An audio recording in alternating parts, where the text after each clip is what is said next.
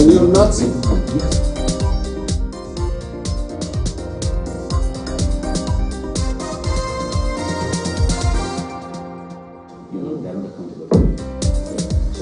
Welcome back.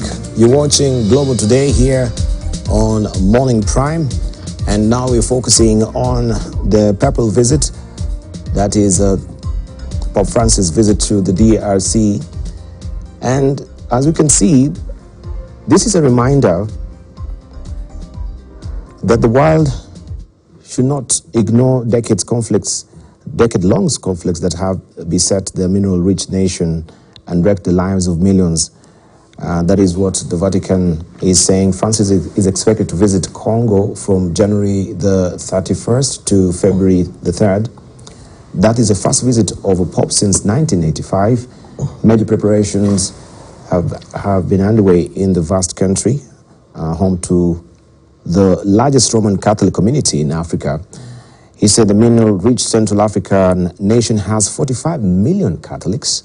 The country has struggled with instability and conflict since the 1990s that have killed millions and also given rise to dozens of militias, some of which remain active. The Pope is expected to meet victims from the east of the country on February the 1st and leaders of the Catholic charities, according to the program of his visit shared by the Vatican. And just going by what the Vatican says, this is a moral emergency. And I want just to begin with you, Houghton, on this visit. Well, I think the obvious significance is that about half of the population of DRC are Catholic. So this will be a very influential trip. And just another fun fact is about half of the Rwandese population, a much smaller population, are also Catholic. So it is an interesting intervention. I think it is good to see the Pope engaging on the moral questions of our time. We've seen in recent times the Pope speaking on a number of issues that historically would have been almost an anathema. They've spoken very clearly on climate change. They've spoken on the persecution of sexual minorities. They've spoken about inequalities across the world and in capitals and in countries. So I think this is a welcome development. What will be interesting is to see what reception he receives from the different, or first of all, whether he's going to meet with the leaders of the different parties and how this will fit with the Kenyatta-led mediation process. Mm-hmm. Thank you.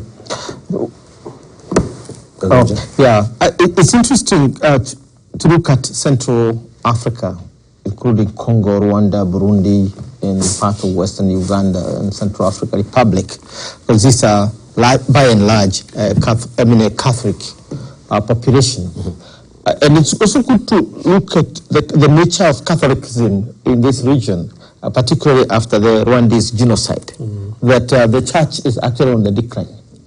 And there is a lot of lack of faith, including by those who fled Rwanda and went to Congo, and those who are now fleeing Congo going back to Rwanda. The big issue is that the Pope has, this huge, this Herculean task of restoring confidence and faith in the Catholic faith itself. Because of that turmoil. M23 and other forces that are fighting are largely Catholic, and I'm sure they do the rosary before they start the killing. Sorry to put it that way. Mm-hmm.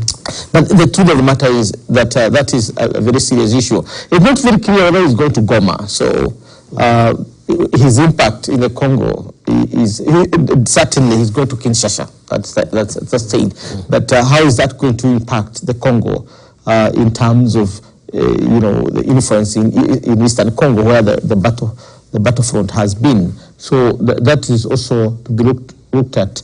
The other interesting bit is his visit to South Sudan. I'm sure it's also visiting South Sudan, and how does this add to this matrix? I think this is more of a larger Christian, mission to consolidate the faith in these two countries, which South Sudan has just split from Northern Sudan, which is largely Muslim, and South Sudan is supposed to be more of a Christian nation as opposed to the other one. So again, we need to look at these things at a time when Christianity is on the back foot because of this, because it's a faith that is based on peace. It's a faith that is supposed to be spreading humanity, the idea of a common humanity.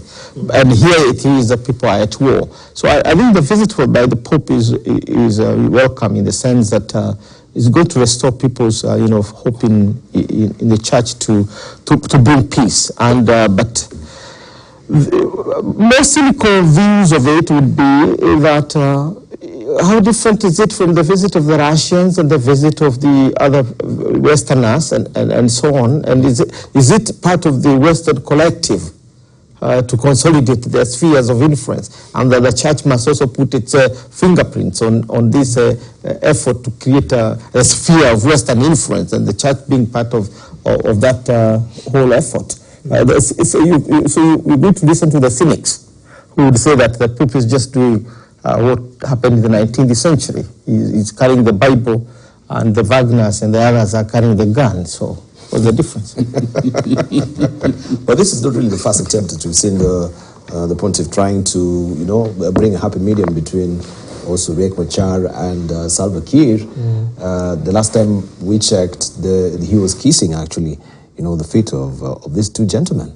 That was the height of, him showing how self-effacing he is, that particular office, and how he's beseeching these guys to really restore peace in South Sudan.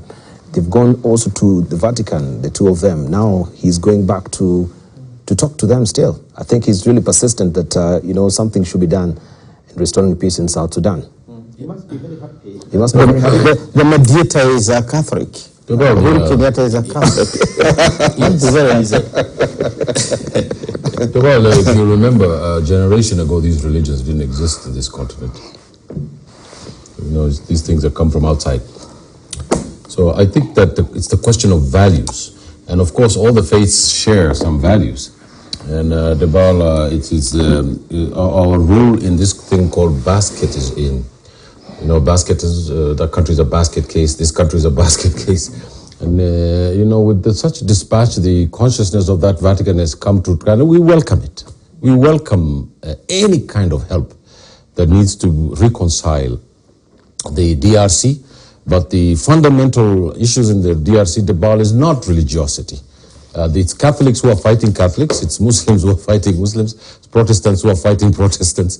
The question is a question of political economy, Debal, if I can put it to you. And therefore, we have to understand what our role is, as say from the point of view of being Kenya. The Kenya government has been very positive in doing this thing. President Ruto, in fact, has the files of Ethiopia, DRC, and South Sudan right on his table. About the worst case scenario today, I put it to you, if I could just make that point, is that I am of the view that the Kenya government should send about a division of our army right up to the border of South Sudan, because I believe that Mr. Salva Kiir's health situation, Debala, where there's rumors flying around that he wants to resign, that he wants to leave power. And there is no constitutional mechanism in South Sudan to bring a new leader. So therefore, Debala, I think that something very bad is going to happen there. And I think that the region ought to be alert to South Sudan, and that we need to get our military to do police action there very soon. Because if Salva Kiir abdicates power and leaves, and generally it is clear that he might give it to a man called General Malong, who was the former head of the army in South Sudan. And this is going to cause this same tribal feelings that we have here in Kenya.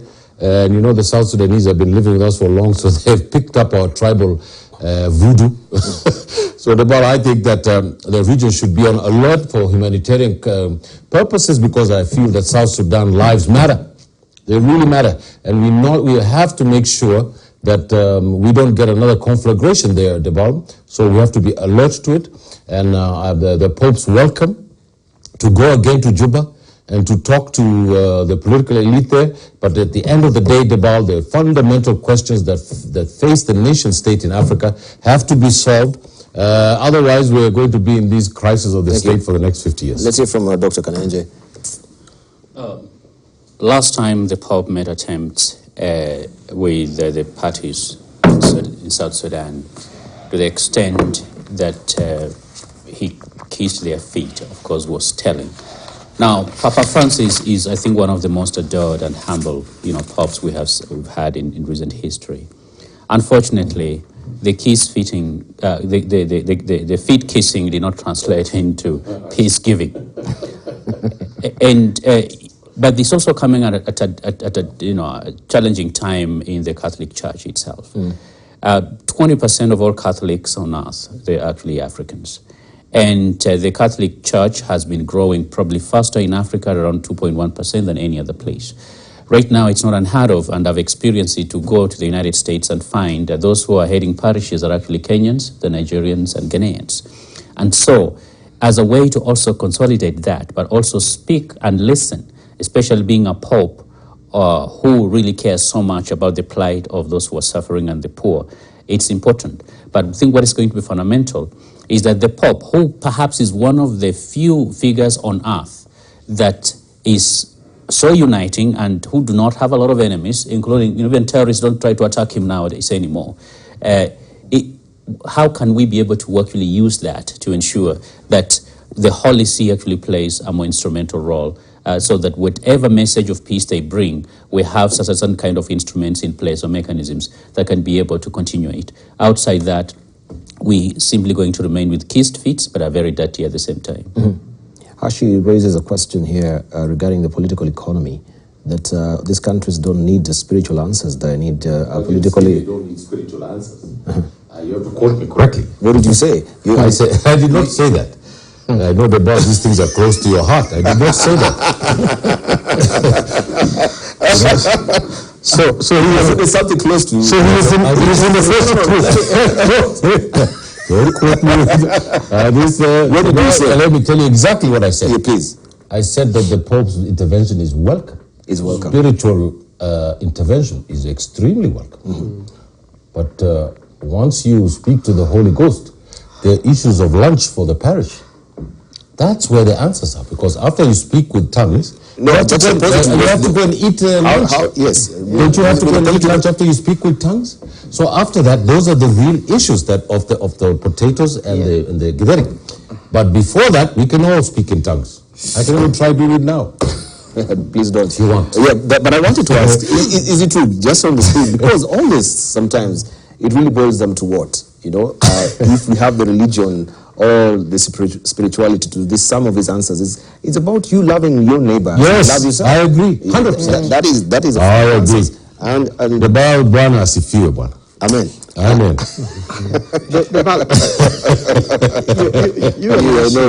You and Hashi are making the same point. And the simple point is that religion is important. Basically, pacification or the spread of the good word of peace is important. But more important is to look at the fundamental causes of conflicts. Because, as he rightly put it, and he's trying to deny, it is not Catholicism or Protestantism that caused the crisis in Eastern Congo. So you can also bring therapy that is not relevant, So the point is that religion is not the solution, the ultimate solution. The solution is to look at the root causes of the problems in Congo. And the root causes are one, the scramble for Africa. That Congo is the richest and yet the poorest because its resources are the ones that are oiling the global economy. At the same time, the people there are poor. So they have nothing to lose when they fight. But possibly they are changed. Thank you. So political economy. That's very important. Right. I'd like my director just to pick up this particular piece here that was in the New Times. And this is Germany to return over 900 skulls to Rwanda. Oh my God. We saw, and we talked about Patrice Lumumba. We remember the truth that we were speaking, and I think we spoke quite movingly regarding that. Now, German authorities say they are ready to return hundreds of human skulls taken from their former German colonies in the East African region after having researched their origins for several years. German East Africa was a German colony during part of the 1800s. It covered areas that included present-day Rwanda, Burundi, parts of Tanzania, and a small region of Mozambique. Precisely, Rwanda became a German colony in 1899, but after the defeat of the Germans during the World War I in 1919, it subsequently became a mandate territory of the League of Nations under the administration of Belgium. Working together with their African counterparts, German scientists carried out a research at Berlin Museum of Prehistory and Early History, where they examined 1,135 skulls. Of those, it was found that 904 skulls could be assigned to areas in present-day Rwanda, 202 to Tanzania, and 22 to Kenya.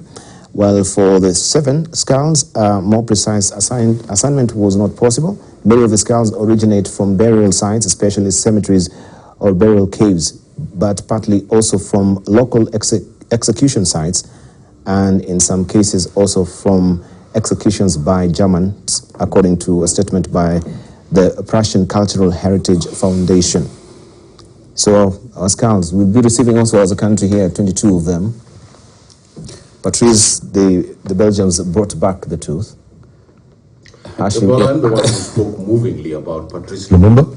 It was not Mr. Irungu. I think you should give me credit for what I said. I remember. But it was not Irungu. Irungu himself will say it was not him. Now, there is footage. No, there is footage. Bring the footage. Replay. And then we spoke about the tooth. Now, Debal, I want to say something very important about this. Is a very serious issue. It's probably one of the most important issues that has been brought up on the show. Debal, the Germans, Debal, before they practiced their genocide on the Jews, before they did that, they were here in Namibia between 1900 and 1920. It's very important for our students here at the University of Nairobi to understand what has been happening in this continent, because nobody wants to talk about these things. They slaughtered the Herero people. Yes. Nearly 80% of that ethnic group was butchered. The rest of the Namibians, nearly 40% of them were also butchered. It was the first genocide trials for the German Reich. This was the first, when Bismarck was there, and Germany had an emperor. They came to Namibia, and up to today they still have ranches there. They killed close to half of the people of Namibia. The German foreign minister, went to apologize for it. And they said that they were committed to paying some reparations. But I don't think this is enough. Because in every country that we talk about in Africa, the brutality of the colonial system in this continent, if we can just even, pass away from slavery and all these other things and the Middle Passage that went over to Europe and Brazil and the United States, is that the world, has been morally asleep. It's in the purgatory that European thought is in today about what it has done here doesn't beckon the gates of hell. I think it beckons the gates of something other than hell, maybe something a new Golgotha of some kind. Because before they set up the concentration camps in Germany, in Poland, and in all over Europe to exterminate Jews, they had a trial run here in Namibia. And this history is not there for African children to read, because the political elite, in our continent likes to hide what is happening. That the entire Agikuyu population was put in concentration camps in this country. My own uncle, the great Mohammed Hassan, who was imprisoned in Hora. So, I think that it's very important that in the history classes in this country and in all the region, that we try to teach our children the history of what has happened, and get a memory of it institutionalized. I saw the new library that was opened under the Heritage. I've seen the Shujaz in the park. We have to immortalize the people who fought for the freedom of this country, because the things that were happening here in our own backyard in Kenya, the Mau Mau Freedom Party, and the pains that it's going through has not yet been immortalized, and it should be immortalized. We owe it to those men who liberated us to do that. And it is very important for us to bring these issues to the world institutional framework, so that we can talk about the things that have happened and why most of our underdevelopment, I'm an Afro-optimist, but the pessimism we have here Thank you. Is caused largely by this history of barbarism from Europe to our countries here. Thank you. It's emotional about these things sometimes. So I'm going to wait until Hash is listening so that he doesn't accuse me of saying things that... I am the one who spoke well, but bring it back. But I think this is important. It's an important development, and it could be made even more significant if we could see some additional actions. So Germany has apologized for the death of up to 80,000 people, the Herero in Namibia. They've also committed to paying reparations of about $1 billion. In the Burundian context, they've been charged with compensation of, I think, 42 billion shillings. And last year, also the German Minister for Foreign Affairs, Honorable Katja, was in Cameroon, where she spoke about their responsibility. And she said, colonialism is a racist, unjust system. And I think this is important. It draws a line in terms of the history. But I think, former colonial powers need to go a bit beyond that. I think the first thing is, besides returning African assets and all the treasures that have been stolen and returning pieces of African anatomy, I think they have to also begin to deal with issues like racism, systemic racism in their countries. So if we don't see Germany adopt a anti-racist plan that essentially restores dignity and protection to people of color in Germany in terms of health services, in terms of policing, in terms of immigration policy, then I don't think we are moving forward. I think what we're doing is addressing history and not dealing with the present. So that's the first thing. I think the second thing that really should be focused on is we have to see honor being bestowed to those people who fought the colonial enterprises. And, in the case of Cameroon, the minister spoke about the Douala King Manga Bell, who fought against the Germans in 1914. But I think we need to see more effort here in Kenya, for example, to really bring the stories of Koitalel, the Nandi, leader, or even Mekatilili Wamenza, and their leadership to essentially stop the colonial project. They were obviously unsuccessful, but their courage and their determination to create dignity and a sense of respect for black men and women, at that time is just not given enough attention. All right. Let's hear from Dr. Kanenje. I think I'll start with the point that Yotun has raised. Acknowledging some of these misdeeds, historical injustices, is something important. But what is critical is actually what actions are being followed up. Now, you did mention, if you look at the history, the German history, especially with the Jewish people, and the kind of commitment they've had to the state of Israel, and the kind of laws that exist against Semitism, any form of anti-Semitism, they are so harsh. But do they have the same kind of provisions against when it comes to racism against black people? Now, secondly, where it comes from? When you are found with 1,000 skulls, you are either a witch, a genocidal psychopath, or you are a serial killer of a very high, or a criminal suspect. Exactly. Now, we're talking about these skulls. Under what circumstances were these skulls arrived at? Because these are dead people. Was it an attempt by the administration then to hide their crimes, and therefore they decided to take away the skulls, or were they trophies? You actually from the execution sites. Exactly. So, because I've not read the entire story, what that says is there is a responsibility there. You cannot go to a country and then execute 1,000 people in a few years for nothing. There has to be something, and then take away those skulls. Why do you take them away? And so there is a responsibility, especially when it comes to reparations, but also to be able to investigate, to see, look, those people who are involved in the Holocaust are still being prosecuted and handed down up to today. And reparations have been made.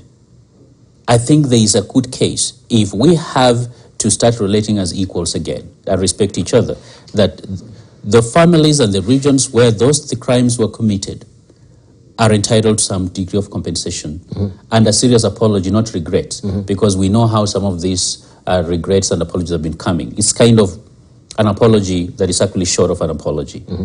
Handouts is, can we just make the system a little bit fair so that a farmer in Eldoret also has a fair chance to sell the product in the international market, instead of us being asked to open up our markets, but then there is actually no reciprocity on the other part, that we have to give so much just to get a semblance of that reciprocity.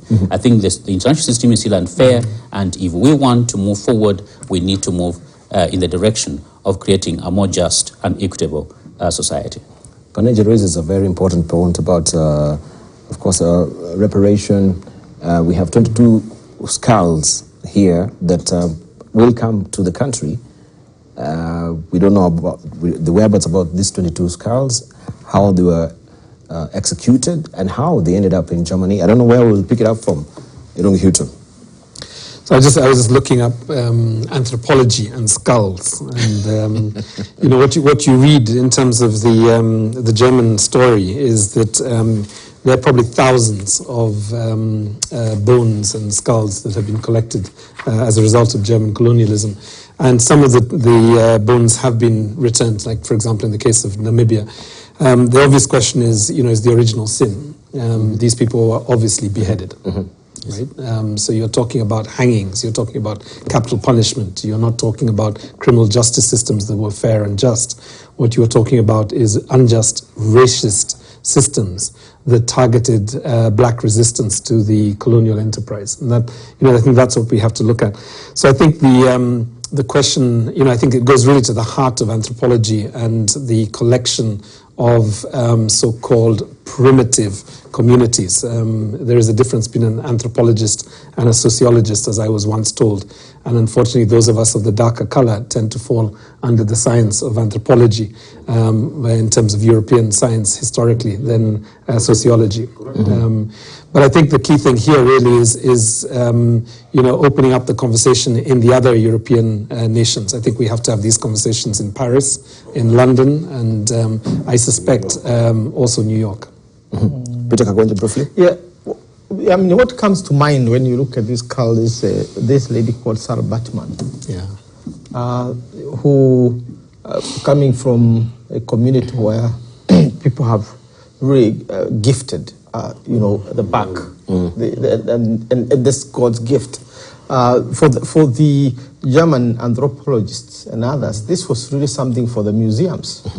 And therefore, we need to look at the intersection between scholarship and genocide, and how some of these genocidal activities basically advance the scholarship of certain countries. You do know that among the best anthropologists were Germans. Absolutely. From Max Weber to whoever. They were all there. They were all that. And therefore, the African was actually not a human being. It was somebody to be watched in museums. That's why you find the skulls are in museums. And they studied us as the other. They themselves in their primitive stage, like you deal with a monkey or something like that. And this lady, Sarah Batman, was in display up to the very recent 1974. Her organs are still in display until there's this outcry when finally she's buried, I think, in 2022 or something like that. So we are not really talking about the past history that is irrelevant, that people talk about this the 3 generations or 5 generations. No. We're talking about this generation. So racism is not gone. The histories of hate and horror is still with us here. And therefore, I think we as Africans, we need to have this collective feeling that we need to protect our dignity. Now, talking about the Herero genocide, you can talk about Majimaji. In Tanzania, the part of why southern Tanzania is underpopulated is because of that. The northern Tanzania is fairly populated. Southern Tanzania was basically, people were killed almost out of existence. Those that remained were those who were supposed to continue growing groundnuts and cotton as they were supposed to be. So they just left labor enough to continue their colonial enterprises. Otherwise, everybody would have been wiped out under the Maji Rebellion, as it is called. And therefore, we as Africans should not think that the Nkrumahs of this world were crazy, that the Kenyattas of this world, the Lumumbas of this world were crazy. They were fighting an enterprise that we should continue fighting. When somebody talked, today we talked about Wagner and other mercenaries. Yes. These are not very different from the 19th century David Livingstones and other hippies who are coming around to, they do not belong to the state. So there was possible deniability that they are sent by their governments. And they committed a lot of things. Chief Kivoi. Now they have written volumes and volumes of how he committed suicide or whatever, but you know he was killed by one of the heroes, Redman. Yes. You know, that's a fact. Yet there is always this effort to show that there's a lot of love for Africa.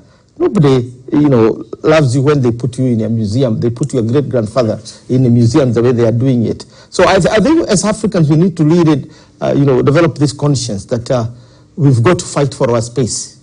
And we are human beings too. So when they talk about, look at this George, the guy who was kneed to death. George Floyd. George Floyd, yes. That's not a generation ago. It's just the other day. And the man who was doing it had a conscience. And he was doing like the way you struggle a chicken or something like that. So in a word we are saying, let's give dignity to these, skulls, let them come back, let them give them decent burial, because for an African that's very, very important. Yes. Very, very decent burial. The way they buried Patrice Lumumba and allowed his spirit to rest in peace. So these guys should be rest in peace. The Germans and the others who have been watching them in museums, shame on us.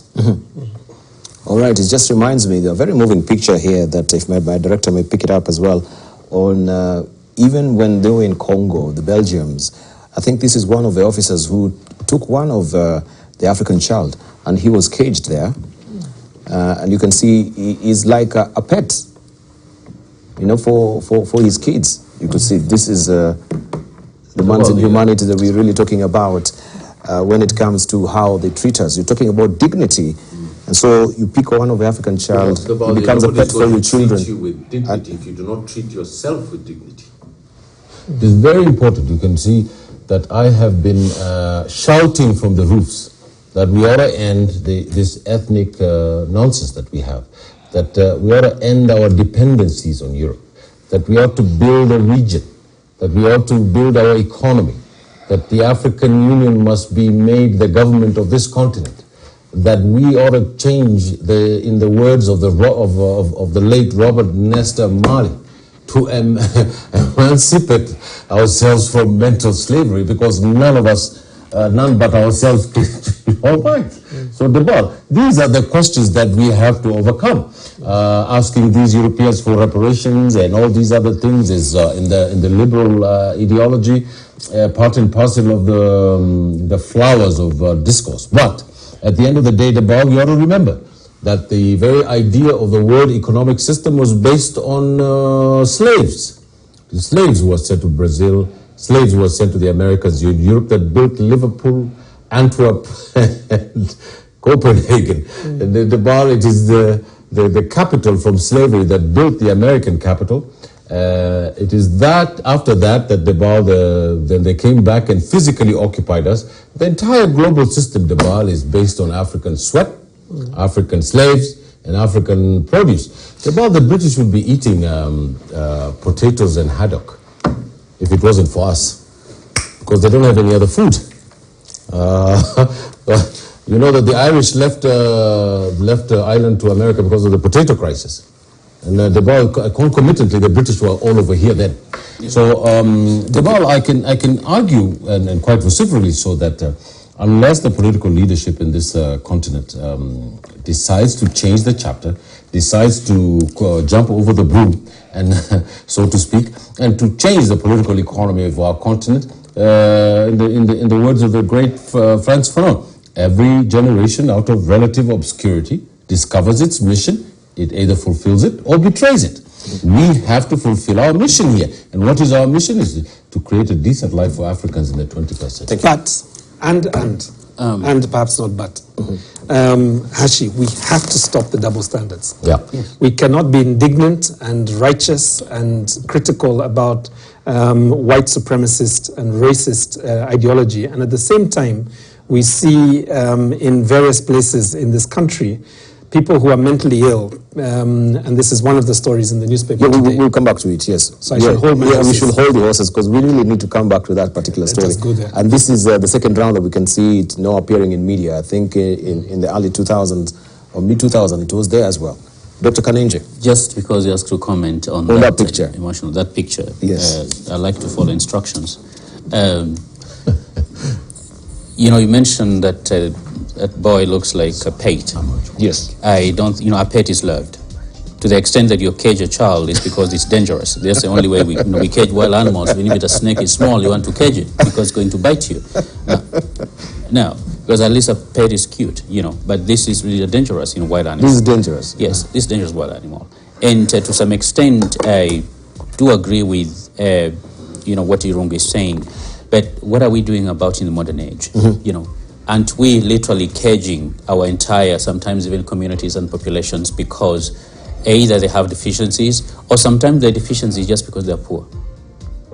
And we want no association with them, but then we also do not do anything to be able to raise their hopes and their futures, because we are still caging our entire communities by stealing from people, by oppressing people, by not caring about the most vulnerable.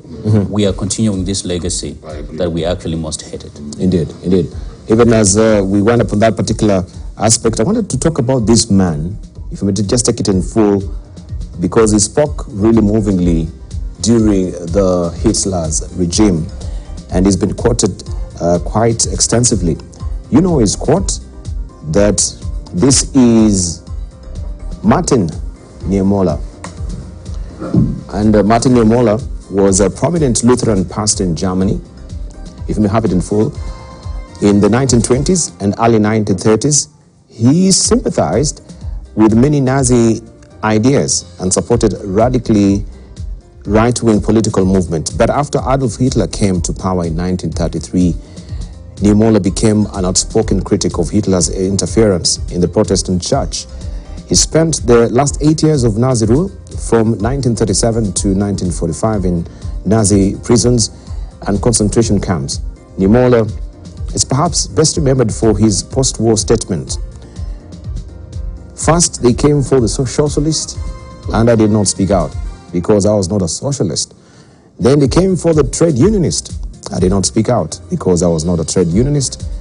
Then they came for the Jews, and I did not speak out because I was not a Jew. Then they came for me, and there was no one left to speak for me. I think we can wind up on that particular discussion of, unless you have any other input, just remind us, and it's a very pivotal, as Hashi says, we need to speak out for the children to know where Africa is really coming from, especially with the rich of history of injustice that we've been subjected to. And I think talking about injustice is where I want to go back to what you're raising. Let me just flip over to that particular editorial, not really the paper, I think was it the Daily Nation there? No, it was the Standard today. And this is a story that you need to read about. This is what Irungu Hito was talking about, the grand church where the sick are chained. A man in chains at Coptic Church in Kisumu listens to institutions founder Father John Pesa. And it's Karl Marx who said religion is the opium of the masses. And we can see sometimes, I don't know, they normally say that people they ditch their sanity at the church door. And, they take everything that really comes from the pulpit, believing that they're being led in the right way. This is on page 2. I'll flip over there just to read a snippet of it. And you can see behind the doors of John Pesa's church where the sick walk in iron chains. And this is a gentleman who is actually chained there. You can grab a copy of the Standard to just get full details of this. John Pesa, this is not the first time he's back on the news, as I mentioned. Something has to be done because he was arraigned, I think he was jailed, and he was bailed out. Still, he's continuing the same tragic stories that we we're having in the media right now of chaining people, especially the mentally ill. Huto. Allow me to start where I was going. We cannot condemn white supremacy, white racism, without also condemning the way that we treat persons with disabilities. And this case of the church, I think it's called the Holy Gospel Church in Kisumu, has been really troubling, and I think is deplorable in many ways. What you have from the reports we've seen over the last 3 days is about 23 human beings who have really been shackled and placed in iron chains without proper sanitation, without access to sunlight, with, it seems, no professional counseling, no consent from them as persons or patients, mental health patients. And in many ways it infringes on many articles in our Constitution, but particularly Article 26 that says all human beings deserve dignity, and other articles that talk about cruel and inhuman punishment as well as torture being essentially unlawful. So kudos to the county government of Kisumu for essentially rescuing the 23. We're told that they have been taken out of the home or the detention center, I think is probably a better way of describing it. But in addition to that, for prosecuting the officials for essentially inhumane and uncruel punishment for this. I think the phenomenon is not just a Kenyan phenomenon, it's a global phenomenon. And I think one of the things that the Ministry of Health needs to look at more nationally in line with the new legislation on disability rights is actually how do we treat patients that are considered to be mentally ill and are too difficult, if I can use that word, for families to take care of them. How do you institutionalize them? How do you help them to be able to essentially have lives of dignity and not have their lives stripped away from them? So I think this is the major concern. There is a global campaign on this that people may be interested. Hashtag Break the Chains. And the Human Rights Watch have been focusing on this issue. But I just wanted to say, in final comments that thank you to the county government of Kisumu for taking action in this case. And potentially, I think we need to look at the following it through, not just with prosecution of the individuals with criminal intent, but I think also looking at the deregistration of the church and the closure of that property essentially as a human rights violation and therefore not something that should be operating publicly. I think we can also ask the other county governments to keep an eye out for cases like this, and we should really see an auditing of all private, public and commercial properties or businesses that are essentially purporting to respond to mental health issues, but in effect are essentially illegal jails. Well, I think this same scenario is what was happening in Rwanda until President Kagame had to come and bring a regulation that all these churches needs to be regulated, and every clergy, you have to go back to school and earn a degree, at least some form of education has to come, so that at least you're in line with the doctrines of a church as well. You can try, so you don't really subject to the laity to some of these exercises that are very morbid at the end of the day. And it stocks the debate that also was on the campaign trail. Remember when somebody also was really castigated on why they should be regulating the church, because they've been given free rein, and times we have frogs also now who have invested church. I know Ash will say this is so dear to me, but we have to speak about it because now people are suffering. Let's hear from Kanenje before we come to you. Oh, it is you. Yeah. Oh, okay, actually, sequentially. Yes, please. No, it's okay. I don't think I had a lot to add after Irongo's intervention. The only thing that fascinates me is how is the vocabulary used by human rights advocates. Right? The mad people have no consent. They are chained without their consent. Are they capable of having consent in their state of mind, of giving consent given their state of mind? And I think that's a critical question. That these are people you're taking advantage of because they cannot give consent. They cannot judge the state in which they need to be because they don't know, because of their state of mind. And therefore, how then do we you registrate on this. And I think that's very, very important in terms of the registration we make. The joke is made about this guy in our Madare place. He came to Madare chained, I think, with the two men, strong ones, because he was a very strong person. Then to the first, the founding father of this nation went to open the place, and then this man had really healed, and he was now beginning to recapture and his conscience. And he looked and you told me you are who? I said, I'm Jomo Kenyatta. And okay, you'll be okay. When I was here, I thought I was Nyerere. and then he went on. And then he went on to say, but you are in a very serious situation. You are brought by all these people. You must be very dangerous. So the big issue is that in which conditions do we really need to put our people in that state of the mind? And as they say, the number of people who have disturbed minds is increasing because of the pressures of our time. The globalization is not leading to the decline of people with mental illnesses. Actually, it is increasing them by the day. So we need to pay attention to this, the medical conditions under which these people are found. And I agree with you. We need to assign these people to special people, not just the churches or any other movements or philanthropic groups, because they don't have the capacity to deal with this. That's why this chaining is becoming an issue, because they don't have another way of dealing with them except this kind of thing. So we need to have a special agency to deal with these kind of situations and so on. Thanks. Yeah, well, Debal, I think that this is probably the most serious issue that we have discussed in this panel to date. I think mental health, Debal, is the crisis of the 21st century. And of course, because of the standards of low consciousness that we have, Debal, we treat people with mental disease as people from witchcraft. With extra spiritual people. We do not see it from a scientific point of view, as these people have a chemical imbalance in their brains, and all they need is medicine.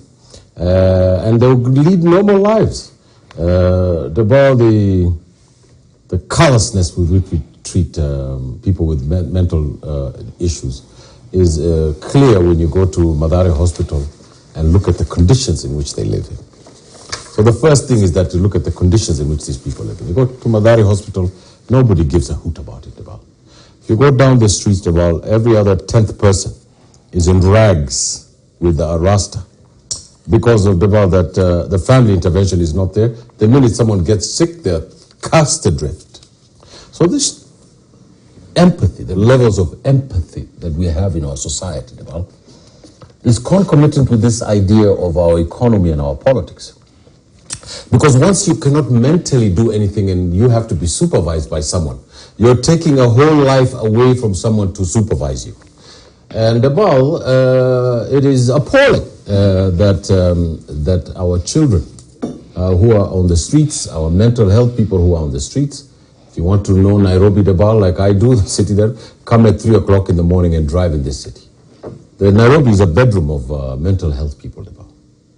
In the morning, the first thing we do is take water and wash the pee out from our streets, Our infrastructure of life, is crumbling. And truth-telling, about this is very critical. Because the ostrich policy of putting your hand in the sand is not going to work, So I think that we need a whole ministry, apart from a governance issue, a whole institution about mental health, about our little children who are standing in the parking lots here and in the streets looking for a shilling or two, and about the disabled people in this country. Thank you. It is how any person who would come to this country, that is how they would judge us. They will not judge us by our houses in Mudaiga and Karen, but how we treat people who at least can defend themselves. So, we ought to do something about this. And if the Minister of Health is looking at this show, and I probably think she is, I think it's very important that a commission is set for mental health issues in this country, because it is appalling how we're treating people with this disease. Well, we just had a report from the task force chairman, Dr. Francis Mchenga, on the mental health status of the country. But Father John Pesa, are we also not, because this is the second time actually this is happening. How then do we prevent this? You come out on bail and then you go and you do the same mistake. Then we put you in the slummers again. It seems also we don't learn as a country. Dr. Kanenje. Father John Pesa is in for Pesa, just as his name says, and they profit from it. But what happens when the lioness mother walks away from its cubs? Either they get lucky to be adopted by some other lioness mother, or they have to face the wrath of hyenas. And in this case, mental and physically disabled persons in this country, we've not dedicated ourselves sufficient in terms of having a framework to actually take care of them. And so you're going to find community-based organizations, volunteers who decide to perhaps take in mentally ill or disabled, or as well as physically disabled people or persons, or the church or religious institutions. These institutions do not have the competence to deal with, for instance, mental disability.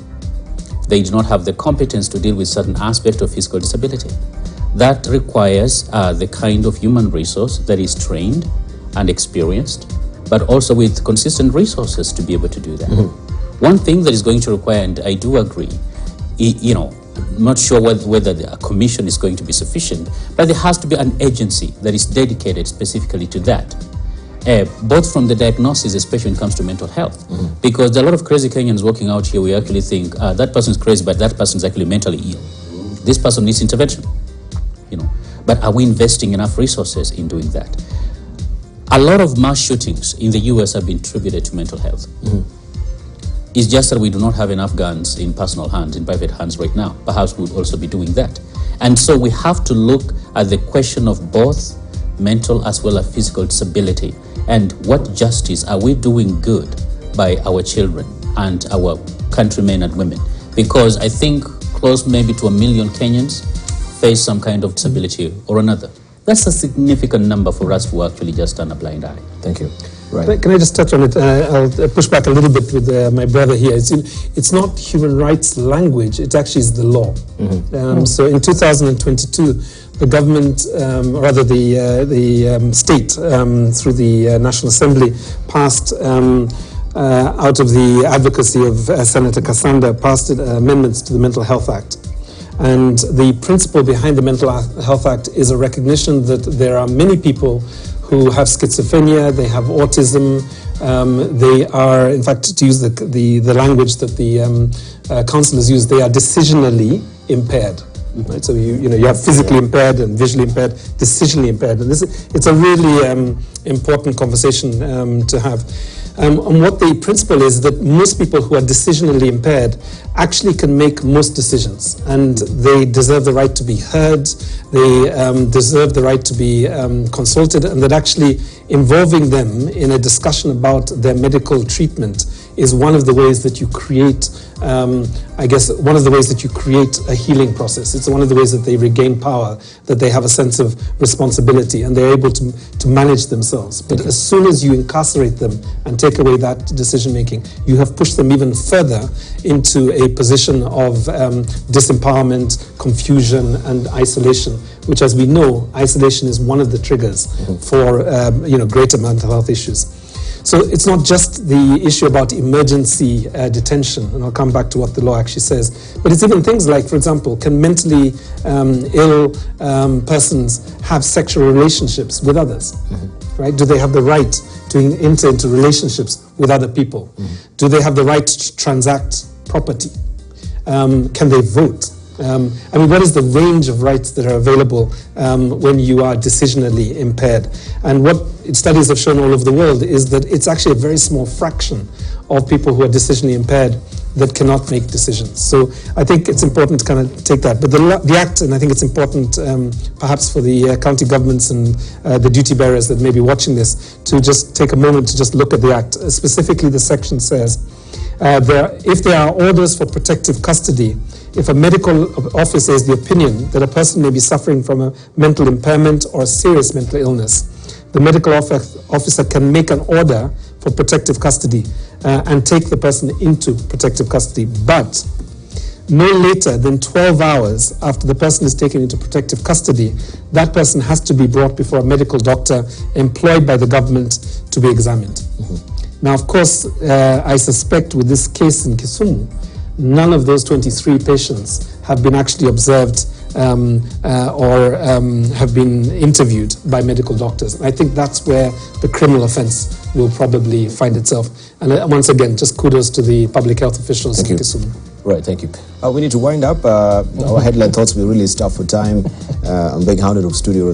My music bed is up. Let's just I think Robo has explained it very well, because the problem I had was, the problem I had is the consent. You know, this idea of consent. Consent presupposes that you are in full control of your faculty. Thank you. And if you are not, then who should be responsible for deciding for you? Right. And that's a big question.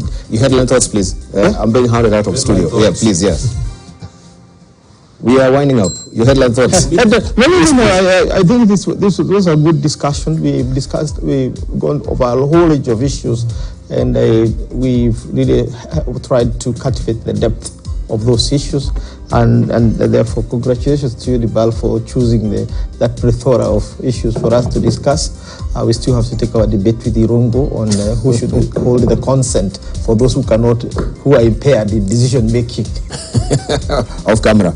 Briefly, Hamadashi. I'd like to say that the government ought to be very clear-eyed about our region and the things are going in South Sudan. I think we should keep the eyes on the ball. Our foreign ministers should be there, going to see what's going on, talk to them. I think it's very critical that we don't lose our eye when it comes to South Sudan, because I believe trouble is coming. Right. Okay. Dr. Kanenji, your closing remarks? The slogan of our new governor is "Let's make Nairobi work." I suggest Mr. Sakaja, please talk to the traffic department and CS Murkomen to ensure that we can make Nairobi traffic work, and the matatus and boda bodas can actually obey the traffic laws. We are tired. Right, Kenyans are tired, or Nairobians are tired with the traffic. Yeah, your closing remarks? My thoughts in closing are with two other countries, Cameroon and Swaziland, Eswatini, for those of you Generation Alpha. My thoughts really are with the killings, the assassinations of Tulani Maseko, a human rights lawyer, and a pro-democracy person, I guess the equivalent of Kenya's Willy Mutunga or Kivuda Kibwana, essentially pushing for multi-party democracy in that very closed, autocratic, monarchical state that we call Eswatini. Also with Cameroon, the journalist... Martinez Zogo. Yeah, Martinez Zoko, we didn't get a chance to talk about this. Anti-corruption whistleblower killed this week also. And just to say that for human rights defenders, it is a chilling moment really in terms of our ability to be able to work. Some good news. This week, the Kenya National Commission for Human Rights published with the Death Penalty Project a new study on the abolition of the death penalty. And what, in a nutshell, we're learning from that study is that actually there is even more reason why we should abolish the death penalty in 2023. You did. Right. We want to wind up on that particular note. Thank you very much for that rich stream of information. And also, Equatorial Guinea and Gabon, they've lost their voting rights at the United Nations for non-payment of dues. These countries can't participate in votes in 193-member General Assembly. Also, South Sudan was in that list, but President Salva Kiir directed the Finance Ministry to pay the outstanding arrears to the UN. It showed that South Sudan are currently owed the world body $196,130 US. Right. Also remember the African Union. Pay remittances also to the African Union, the African countries as well. Thank you very much for your valued company here on Global Today. A raft of issues the country continues to mourn. Also, the passing on of Professor George Magoha, a consummate academician, the guitarist who became the minister, is a splash on the front page of a Standard. You want to pick it and just read all about it as well. Thank you.